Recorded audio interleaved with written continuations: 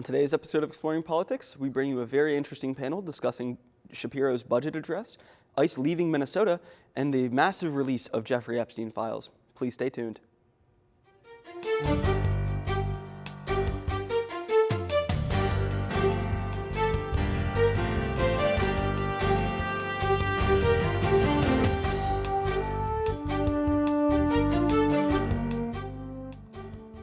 Hello and welcome to another episode of Exploring Politics. Last time we had some pretty heated discussion with the panel that we have here again today. So would you guys like to introduce yourselves and then we can start with your issue? Yeah. Hello everyone, my name is Deslin Long. I am a history and political science double major here at LaSalle University with a minor in international relations. And I do not let the green in my hair distract you from my opinions today. Here in Philly, it's always Eagles season. Go Birds. Well said, Des. Well, my name is Matthew Burr, and it's great to be back on the show. I had a great show last time. A lot of people seem to watch it, very high ratings. So I'm looking forward to this one. I think we're going to get into a lot of interesting topics. So. All right. Now, Des, would you like to start off with your issue? I will. So for my issue today, ladies and gentlemen, I will be talking about Governor Shapiro's recent budget address that he gave to the PA state legislature. Now, gentlemen, there's a lot of numbers thrown about. I have at least like 11 points on here. I won't bore you with all of them, but I just want to mention some of the I consider major ones, in my opinion. We have $16.2 million going to additional cadet classes that will train over 380 new PA state troopers. We have $100 million being taken from the Budget Stabilization Reserve Fund that is going to be placed in a newly created Federal Response Fund. That's basically going to respond to federal action should any PA residents face any difficulties with things such as health care or social services that the federal government may decide to cut at any point in time. We have $19 million to the Agricultural Innovation Group project. My apologies for the misstep. And Governor Shapiro is directing the Departments of State, Education, and Health to have a safe AI use for children. And then my most major one, the one I really want to focus on today, is that he called for a minimum wage increase from $7.25 to $15 an hour. Now, I do want to point out, gentlemen, that the surrounding states of PA, so New York, New Jersey, Maryland, Virginia, West Virginia, and Ohio, all have a higher minimum wage than Pennsylvania. And in fact, out of these 6 that I just listed, 1, 2, 3 have a minimum wage that is higher than $15 an hour. So we are now, and my apologies, I also forgot, he also called for the legalization of adult use cannabis and regulating skill games, which he said could generate $2 billion annually for the Commonwealth of Pennsylvania and can be used to support schools, public safety, as well as taxpayer relief. So what do you gentlemen think on these issues? Well, it's interesting, Des, the last one you said there. I know that James Fishback, who is running for Florida governor now against the Byron Donalds, he actually proposed the same thing, that you legalize marijuana, and he's someone who's a right-winger. So that's kind of interesting, but I guess I can just speak to the minimum wage. Like you said, Des, I think it is true that a lot of neighboring states and states in the country are moving towards a $15 minimum wage, and that's not even something I'm really principally opposed to. I don't feel strongly about it either way. My own personal opinion about this is I think that there's a lot of jobs, especially when you talk about part-time jobs, whether it's in the private sector or in the public sector, where people aren't actually taking on these jobs to make a whole lot of money. A lot of times it's people coming out of high school or who are in high school, and it's their first job. That's like a huge amount of people who take on part-time jobs. And a lot of times they're really doing it for the experience, the work ethic, getting into the swing of things. So, and there's a lot of places too that I think would have a very hard time affording to be able to pay all of their employees that amount of money. But again, it's not something that I'm really principally opposed to. I'm just very skeptical anytime the government says, because it's sort of like price controls in my opinion, where what can the government really say and know better than employers in this regard. But again, it's not something that I feel strongly about either way. The way that I feel about it is I think if you look across the country, there are now more states that have a minimum wage above the federal mandate of $7.25 than states that still have $7.25, PA being one of those few that still does have it. I think that we risk falling behind other local state economies by having a significantly lower minimum wage than all of our surrounding states. I think that if you look at the economic principles of how these things work and minimum wage, you need a minimum wage. There's a reason that it has been a thing in our country for, how long have we had? 100 years? Like a long, long time. You need a minimum wage economically at this point. For the same reason you need taxes. A lot of Republican economists might talk about how it's state overreach and it's not necessary and let the market do its thing. But what we've seen is that when you let the market fully do its thing, you rush towards monopolies, you rush towards oligopolies, you rush towards market systems that do not benefit everyone in the country. They benefit a very small group of people. So I think raising the minimum wage, sure, might there be some businesses that can't afford to pay people and they go out of business? Maybe. But is that number more than the amount of people that are now able to buy more goods and contribute more to the economy through their consumption? I don't believe so. I believe that putting more money in the pockets of American citizens and Pennsylvanian citizens is a good thing, and it has been the policy of our country for a good while that when the economy enters a rough period, like we seem to be entering now, you want people spending. You want higher consumption. So I think that raising the minimum wage right now is probably a very good idea. I just want to touch on to what you were saying about companies not being able to, say, maybe afford the higher minimum wage. I think that may be true for, say, certain businesses, especially like the smaller mom and pop businesses that haven't been, able to get people in their stores for a while. But I do also want to point out that certain corporations in the area, especially in Philly, such as like McDonald's, Chick-fil-A, ShopRite, even LaSalle University itself, have jobs that are above the PA minimum wage. I remember when I was actually, like you said, I was in one of those boats. I was in high school trying to find a job, and I saw that Chick-fil-A had $17 an hour for part-time workers. So I do think you're raising a very good issue in a sense that it might harm these smaller companies, these smaller businesses, but I think it is becoming more and more of a standard norm now throughout not even just the city, but the state as well, to have jobs that are offering more than the $7.25 minimum wage that we have.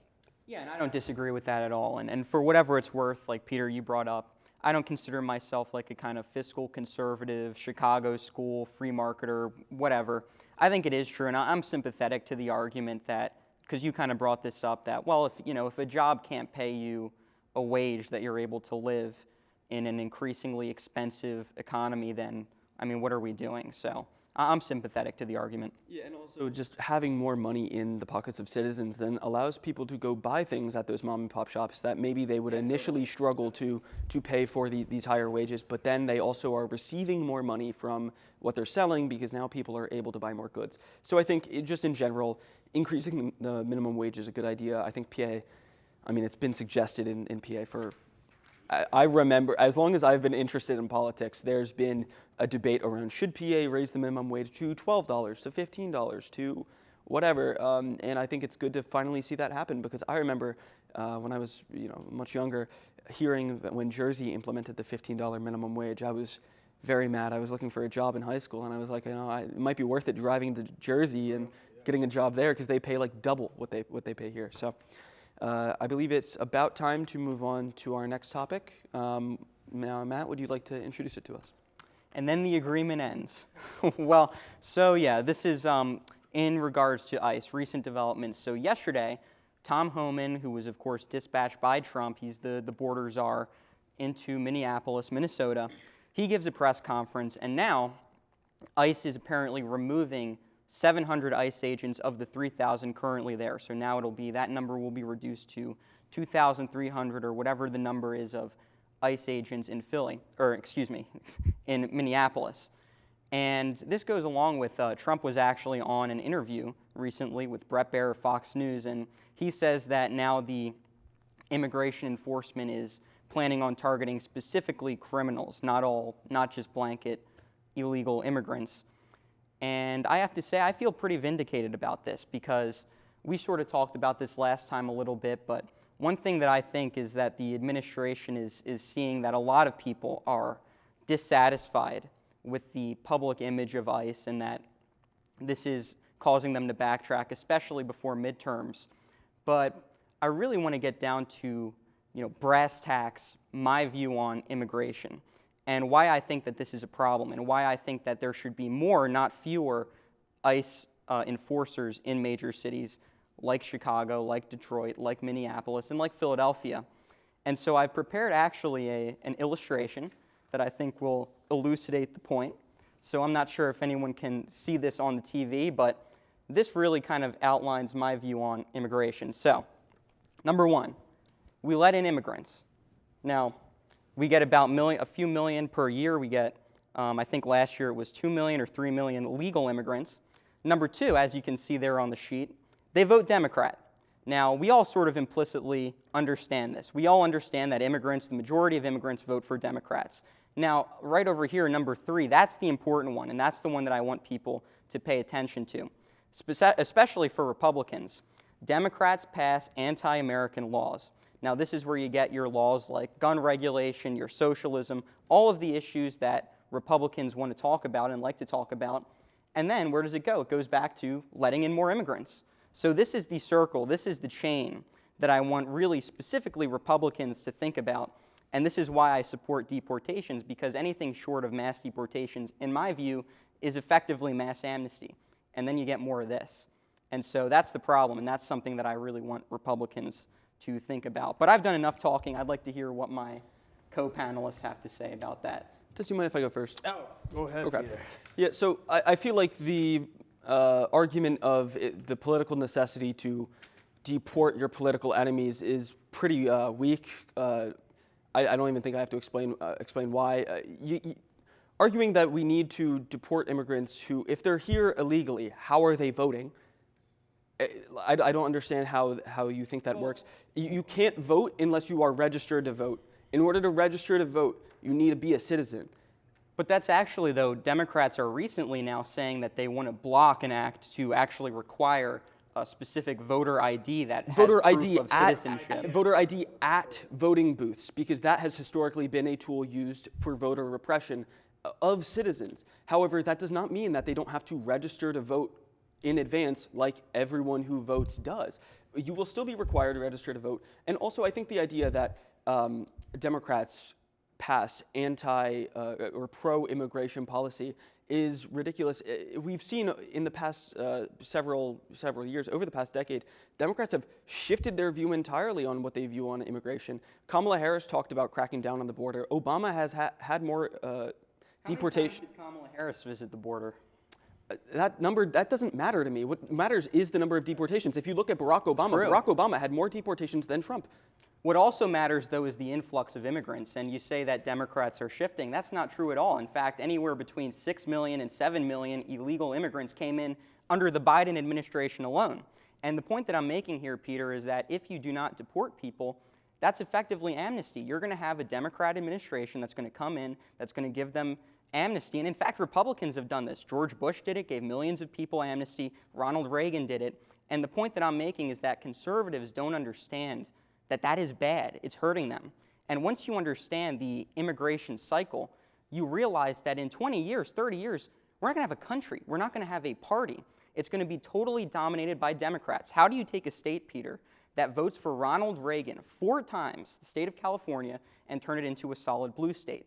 Mass immigration. How do you take a state like Texas and turn it into nearly now a purple state? Again, immigration.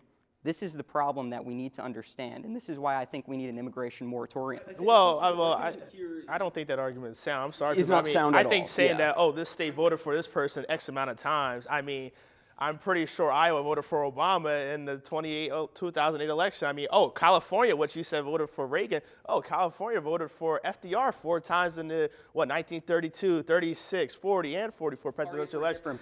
Oh, I don't think you can really use that analogy.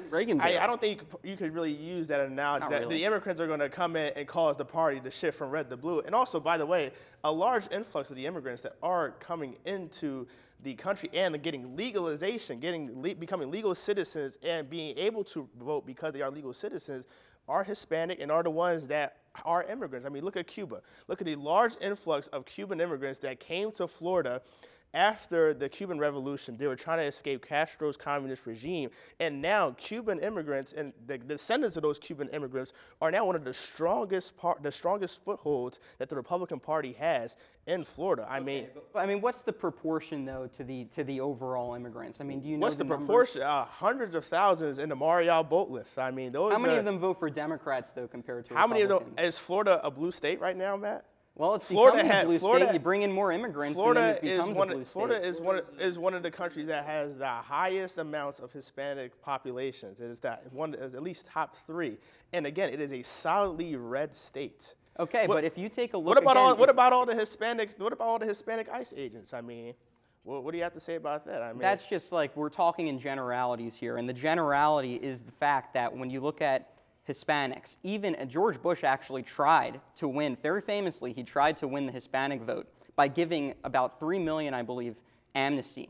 Even after doing that, he still lost the Hispanic vote by, I think it was like 20% more voted for the Democrats than him. Well, and if you look at the overall numbers, it's like 80%. When you look at Asians, when you look at Hispanics. the Hispanic and minority vote actually went up for Trump at this most recent very election. marginal. It was marginal. It's still big enough. About this marginal argument enough for him to win the election, I will say that. Okay, sure. You feel that your party, your view of how America should be is threatened by, the admission of more people, but why does your party need to continue to exist? If the Republican Party, the only way it can continue to exist is by deporting all of its political enemies, that doesn't sound like a solid political party that is popular or that is good. That sounds like a fascist party to me. And I think that this view of we need to deport people because they're going to come in and they're going to vote is totally ridiculous. But we are out of time on that issue, and we do have to move on to my topic, which is the release of Epstein files that happened over the last week. Now, I have been seeing these pretty much everywhere. I cannot escape seeing different Epstein files and the horrendous things contained within them. I have a note card here with things written on them that we've discovered through the Epstein file releases. There are discussions of Epstein being an asset to Mossad, the CIA, a number of international intelligence agencies. He was an advisor to the Rothschild family, the bankers, Leslie Wexner, who owns Victoria's Secret, and a number of other billionaires who are very, very prominent figures, such as Bill Gates, Elon Musk. It's clear that in the files that he was running something of a blackmail operation. There's evidence in the files that he was trying to blackmail Bill Gates at one point, and there's, based on how his operation was structured with child sex trafficking, torture, and murder, I would suggest that his operation was not just for the sake of, the depravity of it, but he was collecting blackmail on the very powerful people involved to get them to do things that he wanted them to do. This is a network that has existed for a number of decades. If you go back to Roy Cohn in the 60s and 70s, he was doing the same thing. And I think that this is something that the international intelligence agencies kind of tend to do, is collect blackmail on people. And I think that Epstein was working as one of those assets. Jeffrey Epstein was a believer in a number of race science theories and was trying to genetically engineer a number of things, and he's discussing time travel and a number of things that make you question how smart this guy really is, because he seems when you read his files, especially because he types like a middle schooler, he seems like not the smartest guy, and it makes you wonder, was this guy really the head of this ring, this organization, or was really he a middle manager of this network that is much larger, which is what it really seems to be. He's discussing with Noam Chomsky in the files the 2008, not the 2008 financial crisis, we'll get to that, the Greek debt crisis, and he talks about how the Greek debt crisis was used to funnel money out of Greece to pay fake debts that Greece never actually owed to banks in Germany and France.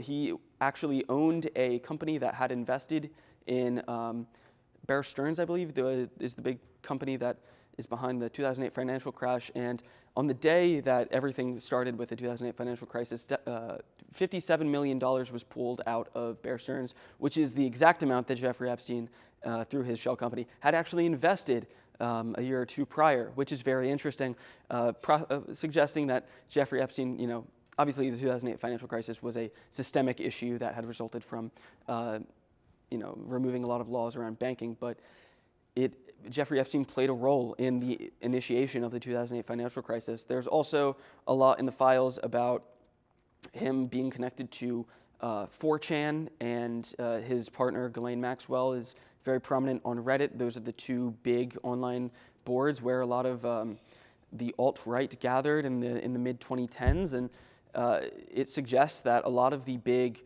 alt-right movement that we see today that allowed, I think, Trump to assume office in 2016 and again in 2024 is the result of Jeffrey Epstein. And I'm not even going to necessarily get into his connections to Donald Trump. I believe that's been firmly recognized, that he is very well connected to Donald Trump. They were very good friends. They had a falling out towards the end of Epstein's life, but for a long time they were very good friends and they were up to the same things. And I think that another interesting thing, Jeffrey Epstein is very connected to AI, and the head of Palantir, Peter Thiel, who is very prominent now. He has made a number of deals with the Trump administration to partner his surveillance AI company with the U.S. state apparatus. And I think that what this shows us is that the global government and the global governments are compromised. They are owned flat out by the billionaire class. The bourgeois, the elites of the world, all work together to maintain the game of capitalism. They need to keep it going. They need stability. And to do so, they will stage different political events. They will astroturf movements. And I think that what we've seen for the past 10 years is entirely this. Yeah, I'm sort of with you for the most part there, Peter. I would definitely say. I think that there's really two prevailing understandings of Jeffrey Epstein. The first one, which I think is wrong, and this, I think you need to understand this before we even get into the files, is one that's really informed by, I think, ideology. So a lot of people, everyone's got one these days, everyone has an ideology, everyone has their motivations. I think a lot of people went into this newly released, I think 3 million files in the Epstein documents, and they had already a very specific understanding of Jeffrey Epstein. If you wanted to view Epstein as like some devil worshiper, satanic person, you had something there to believe that. If you wanted to believe that he is working with other billionaires in a techno-capitalist class, you have a lot there to work with as well. But I think that that's the wrong way to look at it. I think to understand it, and Peter, you sort of talked about this first thing you said, which I think is the most important thing when it comes to Jeffrey Epstein, which is the Mossad connection. And I want to really talk about that. So Jeffrey Epstein, this financier, you brought it up, Peter, he is working closely with his business partner, Ghislaine Maxwell. Ghislaine Maxwell is the daughter of Robert Maxwell. Robert Maxwell is an infamous Mossad agent. We have clear evidence that that is the case, that he was a Mossad agent. Someone else reported him who also worked for Israel. They got taken back to Israel as a traitor for bringing that up. Now, Robert Maxwell, the Mossad agent, puts Epstein into contact with his daughter. Epstein goes on to receive, and you talked about this as well, hundreds of millions of dollars in donations from people like Leon Black, Les Wexner, all of these other actors. And why? What's the reason that they gave him all of this money? Well, because they just liked him. They liked his personality. They liked.